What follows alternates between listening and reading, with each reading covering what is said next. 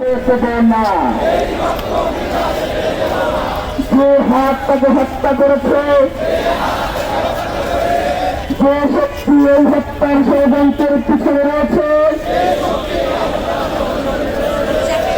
যে আধিপত্য এই দেশকে দাস বানাতে চায়, তার বিরুদ্ধে আমরা শেষ নিঃশ্বাস পর্যন্ত লড়ে যাবে। এই বাংলার জমিনে যে আধিপত্যবাদ ঢুকে বসেছে, তার সামনে পাতন করবে। আপোষের রাজনীতি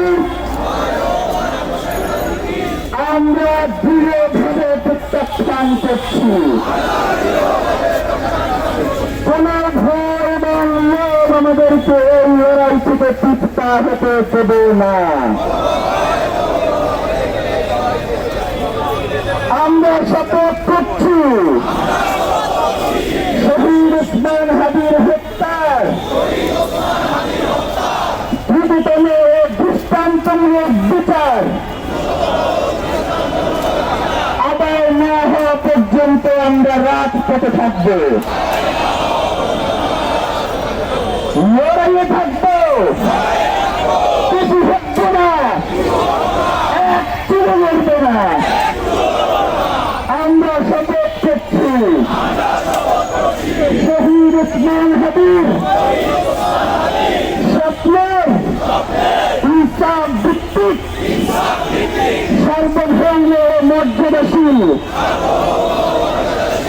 একটি নতুন বাংলাদেশ করব, যেখানে শাসক জনগণের কাছে জবাবদিহি করবে, বিচার নিশ্চিত করবে, গুম খুন হত্যা বন্ধ করবে। এই শপথের ব্যত্যয় ঘটনার চেয়ে মৃত্যু আমাদের কাছে সহজ হোক। শাহাদাতের তামান্না নিয়ে আমরা বেঁচে থাকতে চাই, কারণ রক্তের উপরে দাঁড়িয়ে নিরাপত্তা মানে বিশ্বাসঘাতকতা। শহীদ ওসমান হাদি হত্যার বিচার না হওয়া পর্যন্ত, ইনসাফ প্রতিষ্ঠা না হওয়া পর্যন্ত বাংলাদেশের স্বাধীনতার সার্বভৌমত্বের জন্য, ইনসাফ কায়েমের জন্য,